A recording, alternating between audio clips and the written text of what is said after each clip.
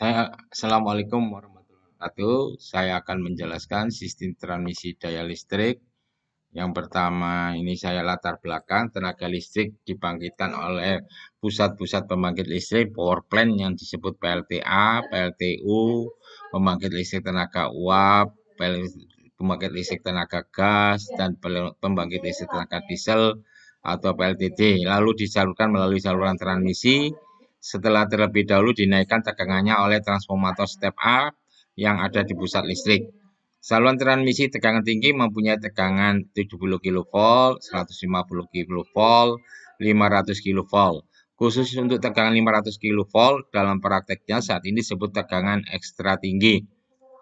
Setelah tenaga listrik disalurkan, maka sampailah tegangan listrik ke gardu induk, lalu diturunkan tegangannya menggunakan transformator step down menjadi tegangan menengah yang juga disebut sebagai tegangan distribusi primer. Rumusan masalah apa yang dimaksud dengan transmisi?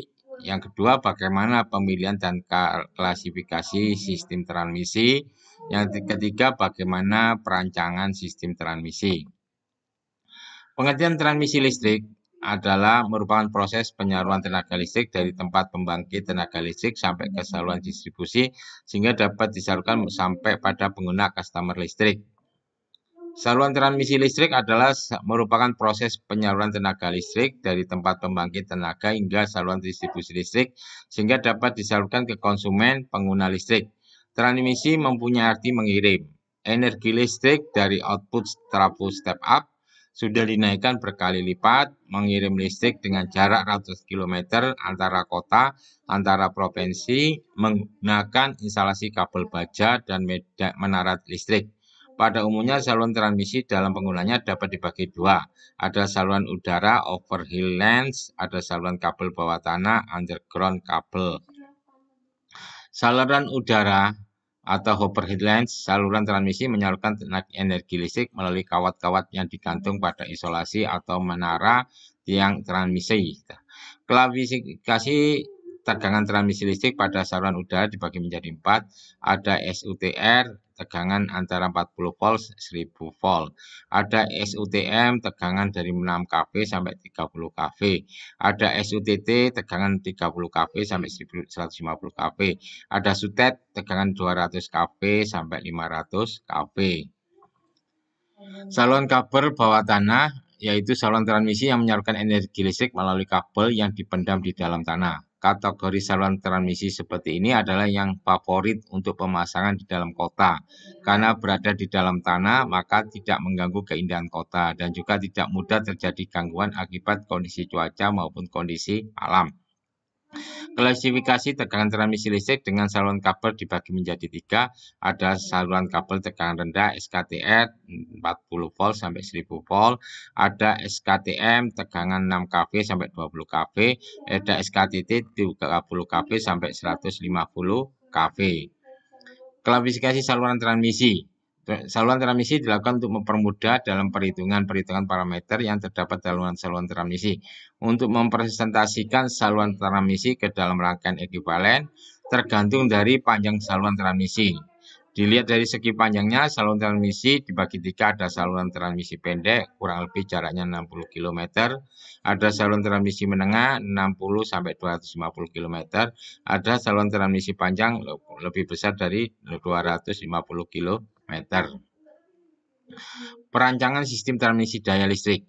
Dalam perancangan sistem transmisi daya listrik diperlukan beberapa komponen sebagai syarat berdirinya sistem transmisi yang meliputi berbagai aspek komponen seperti contohnya konduktor, isolator, konstruksi tiang penyangga, proteksi sistem transmisi listrik. Konduktor adalah kawat dengan bahan konduktor untuk saluran transmisi tegangan tinggi, selalu tampak pelindung, isolasi kawat. Ini hanya kawat berbahan dari tembaga atau aluminium dengan inti baja steel reinforced aluminium kabel (ACSR). Telanjang kabel yang terbaik mengalir arus listrik. Kawat tembaga mempunyai kelebihan dibandingkan dengan kawat pengantar aluminium, karena konduksivitas dari kuat tariknya lebih tinggi, akan tetapi mempunyai kelemahan yaitu untuk besaran tahanan yang sama, tembaga lebih berat dan lebih mahal dari aluminium. Yang kedua, isolator. Isolator pada umumnya pada transmisi tenaga listrik berfungsi untuk penahanan bagian konduktor terhadap ground. Isolator di sini biasanya terbuat dari bahan porselin, tetapi bahan gelas dan bahan isolasi sintetik juga sering digunakan. Bahan isolator harus memiliki resistansi yang tinggi untuk melindungi kebocoran, arus, dan memiliki ketebalan yang secukupnya sesuai standar untuk mencegah breakdown pada tekanan listrik. Tegangan tinggi sebagai penahan fungsi dari isolator tersebut.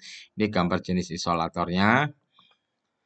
Konstruksi saluran tiang penyangga, saluran transmisi beberapa saluran udara dan saluran di bawah tanah, namun pada umumnya berupa saluran udara.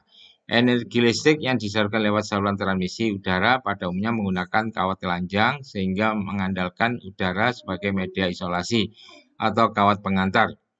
Untuk penyangga, merentangkan kawat pengantar dengan ketinggian dan jarak yang aman bagi manusia dan lingkungan sekitarnya.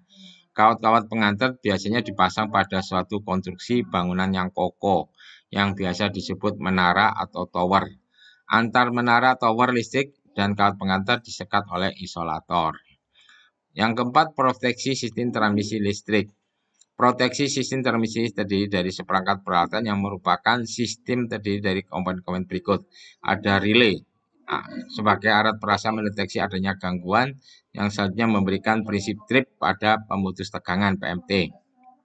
Yang kedua, trafo arus dan trafo tegangan sebagai alat yang mentransfer besaran listrik primer dari sistem yang diamankan ke relay besaran listrik sekunder. Demikian penjelasan kami tentang sistem transmisi tenaga listrik dan saya akhiri. Assalamualaikum warahmatullahi wabarakatuh.